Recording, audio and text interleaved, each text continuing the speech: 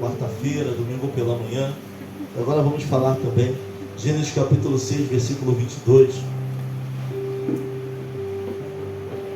Como de costume, se você puder, a palavra, agora é a palavra oficial.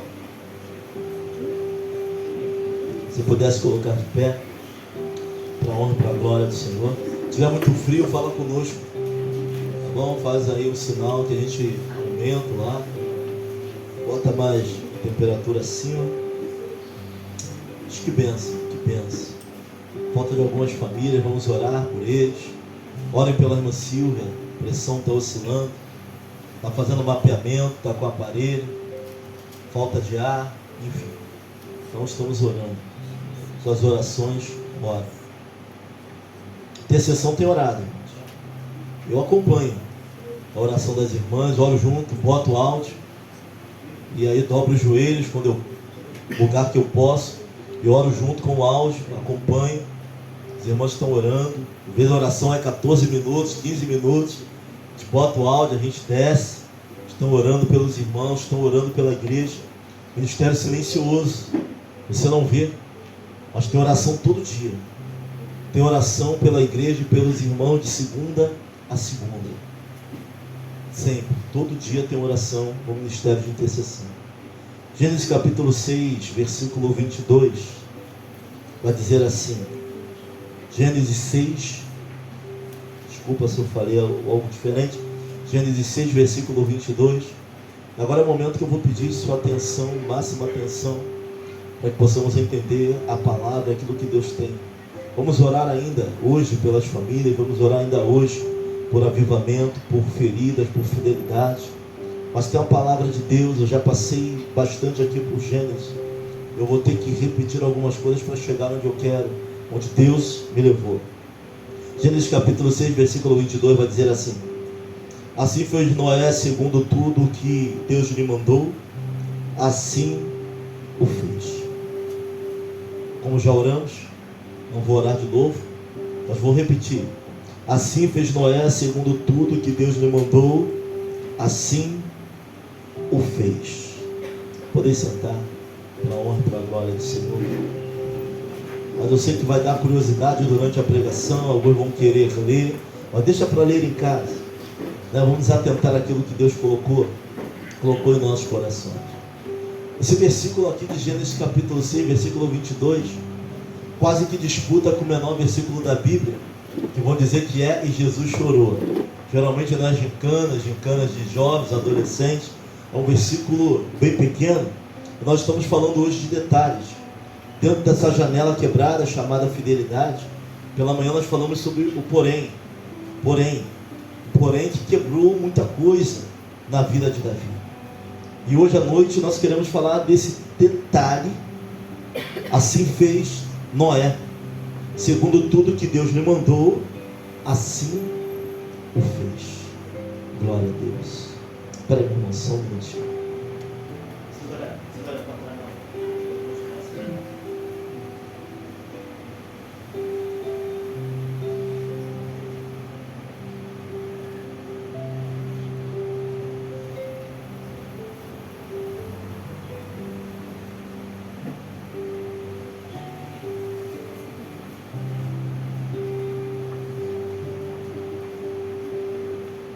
Glória a Deus.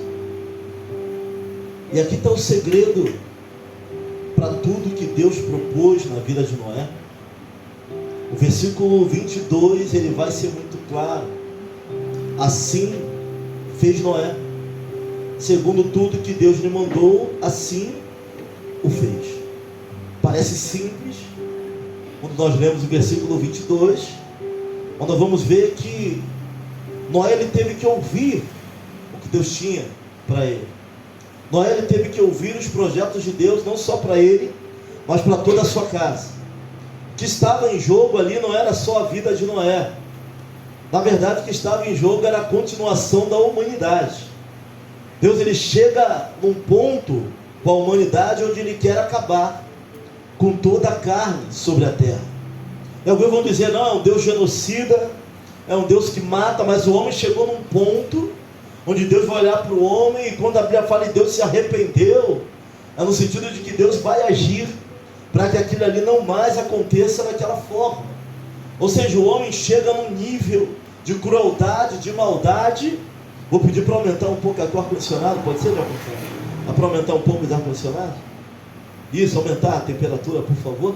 O homem chega num ponto de maldade em que Deus não mais vai aturar o que o homem está fazendo.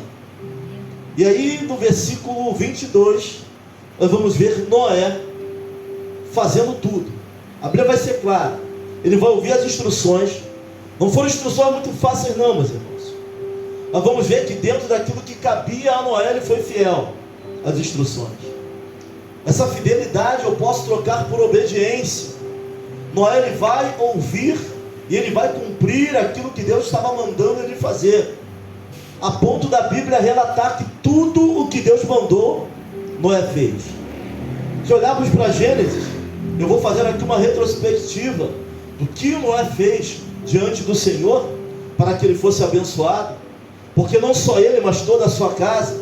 É interessante que nós hoje temos alguns jargões que parece que nos tiram da direção da palavra. Eu me preocupo com isso, vou falar um pouco sobre isso mais adiante na mensagem. Gênesis capítulo 6, versículo 2, vai dizer o seguinte, vai dizer que viram os filhos de Deus, que as filhas dos homens eram formosas, tomaram para si mulheres de todas e escolheram. Fala aqui da descendência, daquilo que era bom, fala aqui da corrupção do gênero humano. Está falando aqui da corrupção do gênero humano. Quando o homem, ele começa a ficar ruim, junto com a descendência ruim, isso vai aumentando. Gênesis 6, capítulo 4, havia naqueles dias gigantes na terra, filhos destes eram os valentes que houve na antiguidade, homens de fama, ou seja, homens que queriam, que trabalhavam para o seu próprio ego, que queriam. Quando fala homem de fama, vai falar de disputa. Quando fala de homem de fama, vai falar do mais forte, da lei do mais forte sobre o mais fraco, daqueles que não olhavam. Ou seja, o ser humano piorou muito, a ponto de Deus olhar e falar que era chegado, era tempo de acabar, dar fim a toda aquela maldade. Capítulo 6, versículo 8, vai dizer assim: Noé, porém, achou graça aos olhos do Senhor. E aqui eu quero parar um pouco, abrir um parênteses. Se Noé fez o que fez, é porque Deus derramou graça sobre a vida de Noé. Se amamos, se pregamos, se fazemos a obra, se abençoamos a nossa família, porque antes Deus olhou para nós, antes Deus achamos graça diante do Senhor. Não me pergunte como, eu não sei que coisa especial havia em Noé, mas dele achou graça diante do Senhor. Deus vai falar mais na frente, diante de toda uma geração corrupta, uma geração caída, Noé acha graça diante do Senhor. Gênesis 6, capítulo 14, Deus vai chegar para o Noé e vai dar as instruções. Irmãos, é importante entendermos o quanto vale ser fiel àquilo que Deus está falando, que nós devemos fazer e nos submeter. Faze para ti uma arca de madeira de gofer, farás compartimentos na arca e a betumarás por dentro e por fora.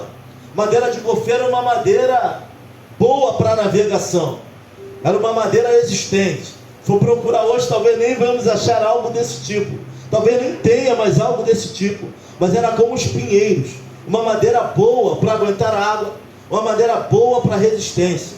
Então nós começamos a entender que os propósitos de Deus não são frágeis, não são fracos. Nenhum dos propósitos de Deus são fracos, é para aguentar aquilo que virá.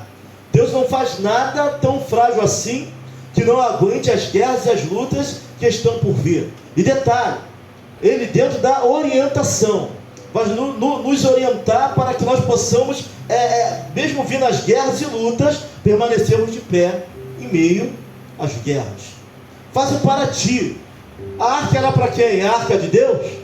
É a arca do Senhor? É a arca de quem? De Noé. E o interessante, irmãos, que a obra é do Senhor, mas a bênção é para mim e para a tua vida. Tudo que fazemos para Deus abençoa a nossa vida.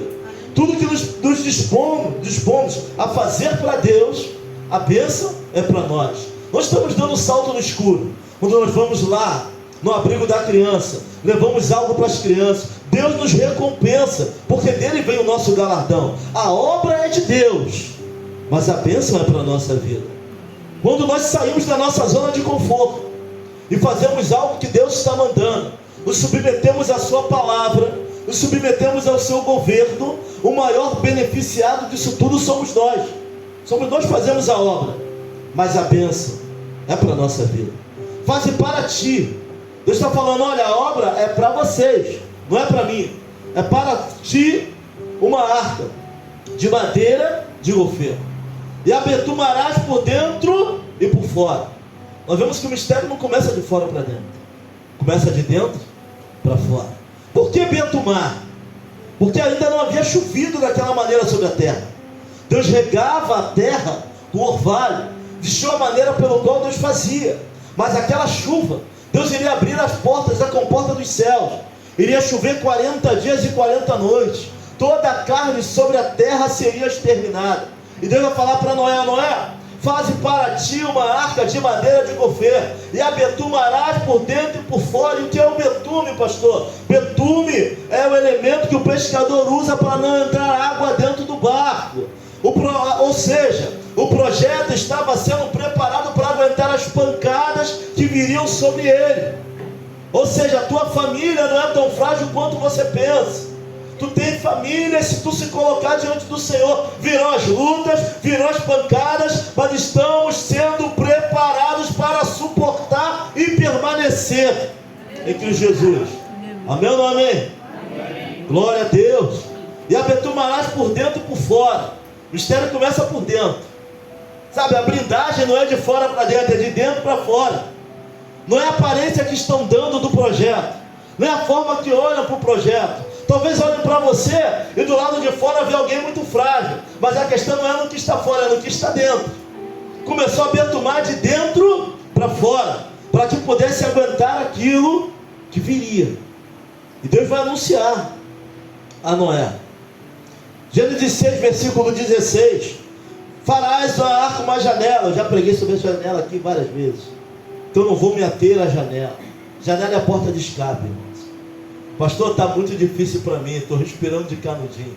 Deus sempre deixa uma janela para você respirar. Deus sempre deixa uma forma da gente sobreviver. Sabe, não se desespere pelas lutas que está passando. Olha para o irmão e fala assim, há uma janela aberta para nós. Sabe, senão na terra tem uma janela nos céus. Eu vejo João na ilha de Pátimos, preso, aprisionado, mas Deus vai abrir a visão, ele preso na terra, mas tem uma janela, sempre tem uma janela aberta para quem serve a Deus. Pastor, está difícil a guerra, está difícil a luta, mas sempre tem uma janela aberta.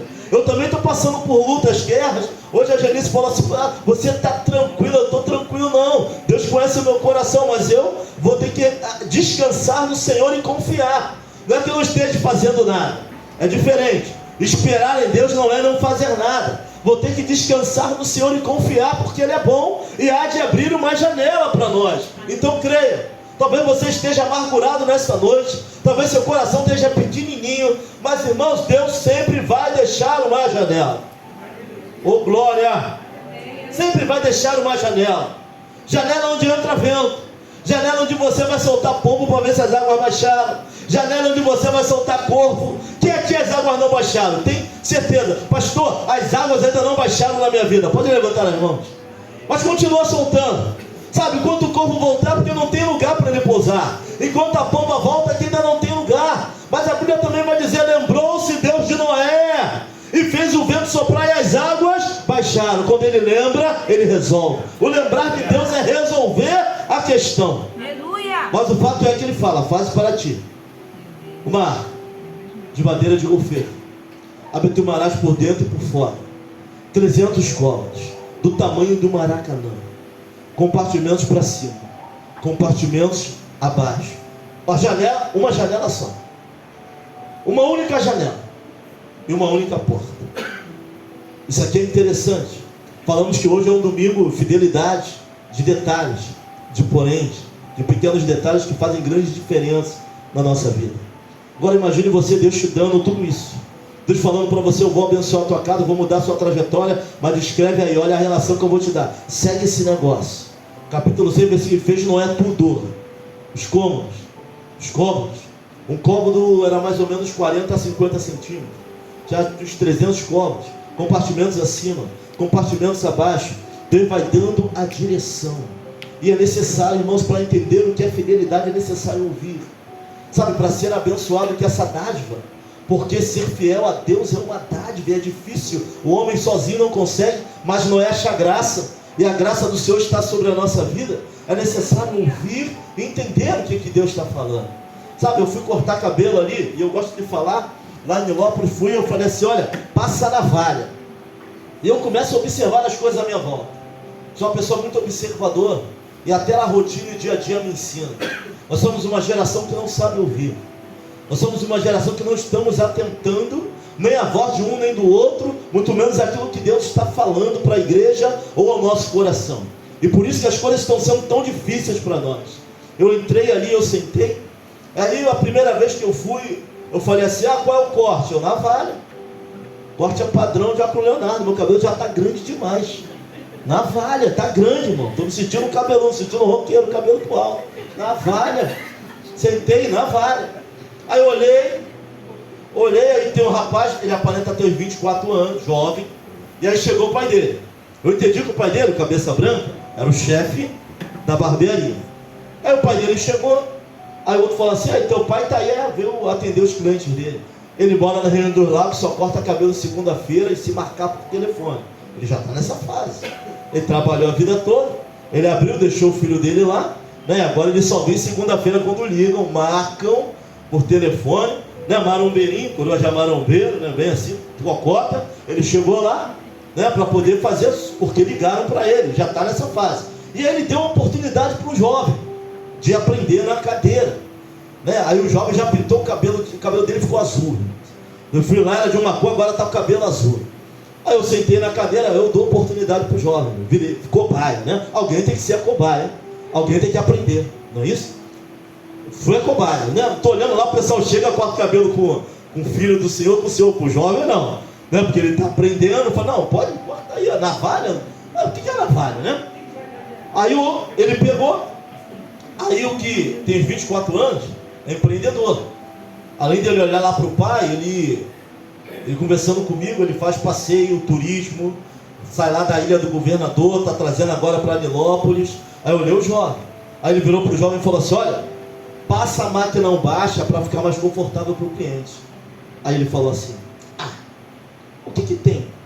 A máquina baixa ou a navalha direta? Aí ele olhou, com a maior paciência do mundo, passa baixa. Aí ele passou. Aí ele fez a espuma, né? Aí passou aquela espuma e veio com a navalha. Aí ele, passa mais espuma. Ele, mas dá para não acabar numa espumada só. Ele, se fosse para fazer de qualquer maneira, o cliente faria em casa. Aí ele, passou a espuma. E eu, refletindo na dificuldade, até para aprender, para ouvir alguém que sabe mais. Aí você fala assim, mas é um jovem. Aí eu fui comprar um suco ali na Conceitas, é isso? Conceitas? De abacaxi, manga e mais alguma coisa de morango. É um suco louco, irmão. Mas o negócio é bom. Tu bebe, arde isso aqui tudo. Quem tem sinusite nem toma aquele negócio.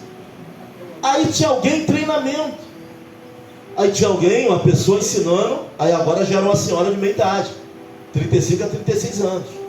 Eu vi que a pessoa estava perdendo a paciência com ela. Falou assim, amiga, sabe aquele amiga? Aquele sentido, amiga, bota o abacaxi aí. Eu sei. Amiga, bota água. Eu sei. Amiga, pergunta o cliente se ele vai querer adoçante ou açúcar. Eu ia fazer.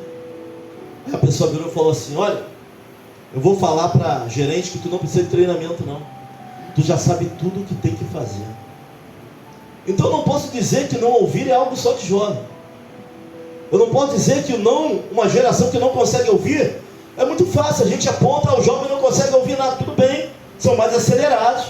Mas tem pessoas de meia idade que não sabem ouvir. E tem pessoas da terceira idade que já deixaram de ouvir há muito tempo. Parecemos a geração de Samuel, onde vamos ver alguém que nunca ouviu a voz de Deus, e um profeta que deixou de ouvir a voz de Deus. E parecemos essa geração de pessoas que não conhecem, uns que já deixaram de escutar há muito tempo. Então nós vamos ver que para Noé poder ser bem sucedido, ele teve que ouvir. E nós somos a geração que tem muita dificuldade em ouvir. Sabe, os jargões que nós usamos hoje. É eu e Deus. Isso é desculpa para quem não quer ouvir. Sabe, eu estava conversando com o jovem sobre essas frases. Eu converso também, irmão. O pastor não só dá cajadada não, a gente troca uma ideia também, né? E a gente falando das frases, e surgiu uma frase na nossa conversa: quem converte é o Espírito Santo. E a gente conversando, eu falei, realmente, quem converte é o Espírito, mas não se submete a ele não para ver. Não ouve não o que ele tem para dizer. Não, realmente, tem razão. Não, conversa amigável, tá? A gente estava dando cajadada não. Porque os jargões que nós usamos hoje, sou em Deus, é coisa de quem não quer ouvir. Sabe, o jargão que nós usamos hoje, quem converte é o Espírito, é coisa de quem não quer ouvir a palavra e muito menos mudar de atitude. Nós estamos usando isso hoje. Olha, sou eu e Deus. Quando alguém fala para mim, sou eu e Deus, eu entendo assim, pastor, eu não quero que o Senhor se intrometa. Mas o Espírito Santo, ele é o quê? Espírito. Ele fala através da gente, através do quê? Do corpo. Qual é o corpo de Cristo? A igreja. Então é o Espírito falando através de nós, daqueles que pregam nesse púlpito, falando através dos sacerdotes da tua casa, falando através do teu marido, falando através da tua esposa. Pastor, mas a salvação é individual. Tem coisa mais individual do que Deus usar o teu marido para falar contigo? É individual, porque é contigo. Mas é o Espírito Santo usando quem? O corpo, que é a igreja. Pastor, mas eu queria que ele se revelasse. Se não está ouvindo nem a gente que vê. Não é que vai se ouvir a voz do Espírito se não parar para entender, para ouvir o que ele tem para dizer. E aí eu fico me pensando, agora eu estou conjecturando, de tantos que Deus já levantou para falar conosco, de tanto que Deus já levantou para falar, muda a trajetória, faz assim, se fortalece, aprenda na palavra. E o que a gente vai falar para Deus naquele grande dia? O Senhor não se revelou a mim. Mas eu mandei meu servo, eu mandei minha serva, o corpo, o irmão que estava do teu lado, você ouviu a palavra, só não quis se dobrar a ela. Salvação individual. Vamos para a palavra? Deus vai chegar para Noé e vai falar o que para ele? Entrarás nesta arca, tu, tua esposa, seus filhos e as mulheres dos seus filhos. Pastor, mas aqui tinha um propósito específico, que era repovoar a terra. Mas eu vejo através de um homem que se posiciona por fidelidade a Deus, a misericórdia de Deus ser extensiva a toda a sua família e a toda a sua casa. A Bíblia vai dizer que no ano 600 da vida de Noé, ele entra, e a porta da arca é fechada, e agora quem está fora não pode entrar. Nós vamos ver em alguns filmes, vamos ver até em desenhos bíblicos, Noé pregando e as pessoas ouvindo do lado de fora. Na minha Bíblia não tem nada sobre o alerta para as pessoas em volta. Já achou na tua Bíblia alguma coisa parecida com isso? E Deus mandando ele pregar para a pessoa? Nem sei se houve essa oportunidade de pregação. Chegou num ponto de maldade o ser humano, de corrupção, que Deus ele vai olhar para Noé, Deus ele vai achar graça, Noé acha graça diante do Senhor, e Deus vai dar o papo. E a Pujal entendeu o que eu estou falando, que alguns não querem ouvir o papo. Vai chamar Noé, vai chegar do fim de toda a carne. Faze para ti uma arca. Agora era de Noé obedecer ou não, ouvir ou não, ser fiel ou não às instruções. Quando Deus está falando quebranta, o teu coração quebranta. Quando Deus está falando para você, olha, caminha nessa direção, caminha. Porque não ouvir a voz de Deus pode abrir portas que não é de fidelidade, mas de infidelidade. Assim como a fidelidade nos leva à ascensão e bênção de Deus, a infidelidade nos leva ao fracasso e queda. Ele vai chegar e vai falar, faze para ti. Assim fez Noé. Tudo o que Deus lhe mandou, assim o fez. O animal de cada espécie, traz para dentro da arca. Agora imagino como ele convenceu a família dele de que aquilo ali era o mais certo. Eu imagino os filhos dele crescendo, vendo Noé construindo algo esquisito, estranho aos olhos dos homens, diferente aos olhos dos homens. Pastor, por que o senhor está falando tudo isso? Você já vai entender. Daqui a pouco a gente vai ali para Lucas capítulo 17. Nós vamos ver Jesus fazendo uma menção da sua segunda vinda. Ele vai voltar lá na arca, vai falar do tempo de Noé, e vai falar assim, foi do tempo de Ló. Nós entendemos que as pessoas estampam. Ele vai fazendo uma comparação. A nova geração, aquilo que ele está vivendo, a geração do fim, a geração do primeiro dilúvio. Alguns vão falar geração pré-diluviana. Bonito, não sei nem se isso existe, mas eu vi esse termo, de antes do dilúvio. Ou seja, ele vai dar a dica. Sabe, se Deus está falando que é para amar mais a tua família, ama mais. Ouve. Para que dentro do nosso coração possa ser impresso que estamos fazendo tudo aquilo que Deus nos mandou fazer. Mas por algum motivo nós não queremos fazer. Ou não entendemos, ou não queremos ouvir, ou simplesmente endurecemos o nosso coração. Tem coisas na nossa casa, na nossa vida, que não está tão difícil assim não. É só começar a ouvir o que Deus está falando. É só começar a ser sensível ao Espírito. É só não sair desse culto hoje falando a palavra foi pesada demais. Irmãos, come essa palavra. Se é Deus quem está dando, come essa palavra. Ouça, se enquadre, obedeça, para que haja bênção sobre a nossa vida. Noé entendeu isso, entendeu essa palavra e cumpriu. Não pense que foi fácil. A família vendo ele trabalhar, os filhos crescendo, vendo Noé trabalhar num projeto onde ninguém entendia. Essa é a igreja. Enquanto nós estamos aqui pregando, louvando, exaltando o nome do Senhor, tem gente lá fora olhando para a igreja e não entendendo o que acontece. Por que se perde tanto tempo lá dentro? Por que se fica tanto tempo domingo do Senhor? Por que tem que ter do Senhor? Por que eu tenho que aprender?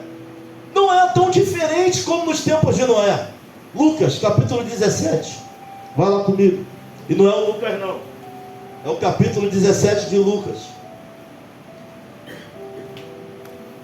Jesus vai falar aqui na minha epígrafe. Jesus ensina sobre a vinda do reino de Deus. Está dizendo assim, para você aí um subtítulo. Olha o que Jesus vai dizer. Versículo 26 de Lucas capítulo 17. Amém, misericórdia? E como aconteceu nos dias de Noé, assim será também nos dias do Filho do Homem. Comiam, bebiam, casavam, davam-se em casamento, até o dia em que Noé entrou na arca e veio o dilúvio e consumiu a todos. Cada um estava vivendo a sua vida. Pastor, o que tem de mais em comer? O que tem de mais em beber, em festejar, em se alegrar? O que tem de mais nisso? Comigo, o que tem de mais em casar? Nós temos que projetar, não é isso? Eu projeto, eu sonho, é claro que Deus é quem cumpre. Mas o que a Bíblia está dizendo aqui é que davam pouca atenção às coisas de Deus. Cada um vivia a sua própria vida como se não tivesse de dar satisfação a Deus daquilo que Deus primeiro nos deu, como se o fim não viesse. E se olharmos, Jesus vai falar assim será, como nos dias de Noé. Olha a nossa geração, uma geração que vive as suas próprias ideias, uma geração que não está nem preocupado com Deus. Estou falando de juventude não, todos que vivem nessa geração, preocupados só com o seu futuro, preocupados só com o seu trabalho, preocupados só com a estabilidade financeira, preocupado com o seu momento de lazer, de alegria. Mas onde está Deus na nossa vida? Onde está Deus no meio da nossa família?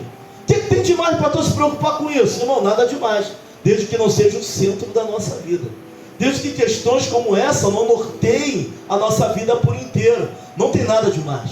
Jesus vai dizer, era como o tempo de Noé. Eles comiam, eles bebiam, eles casavam, eles se alegravam, até que veio o dilúvio e consumiu a todos. Aleluia. Vivemos com estranhos corriqueiros, temos sim que planejar. Mas onde está Deus e os seus projetos na nossa vida? Enquanto Noé trabalhava, eles comiam. Enquanto Noé trabalhava, eles bebiam. Enquanto Noé trabalhava para Deus, naquela arca, eles casavam, davam-se a casamento, eles planejavam, eles viviam como se não houvesse, ou melhor, como se sempre tivesse um amanhã. Só que para eles não haveria o amanhã, até que veio o dilúvio e consumiu a todos. Jesus vai continuar explicando, como também da mesma maneira aconteceu nos dias de Ló.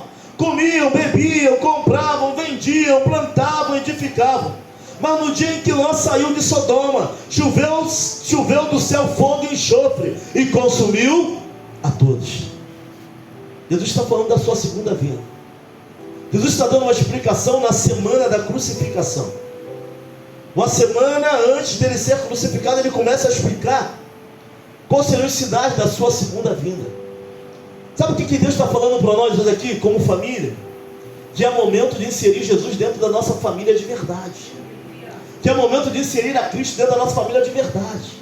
Não adianta só querer colocar só coisas materiais, as coisas espirituais. Deus, de verdade, pregar o Jesus. Se tem algo que a família ela precisa ser comprometida, é ensinar quem é Deus dentro da sua casa. Não é algo da escola bíblica dominical só, não é algo só do departamento infantil, não é obrigação só do pastor. É necessário inserir a Cristo de verdade dentro da nossa casa, porque esses sinais ao qual nós acabamos de ver, comiam, bebiam, casavam, plantavam, viviam as suas ideologias. Já era assim em Sodoma e Gomorra, sodomia, viviam no homossexualismo, viviam da maneira que queriam. Olha para o mundo hoje, olha a comparação que Jesus vai falar sobre os sinais. Cada um vive do seu próprio jeito, suas próprias ideias, cada um é feliz da sua forma, mas ninguém se achega para o Criador. Ninguém se achega, Senhor, isso está certo. Ninguém se achega àquele que é o autor e o consumador da nossa vida.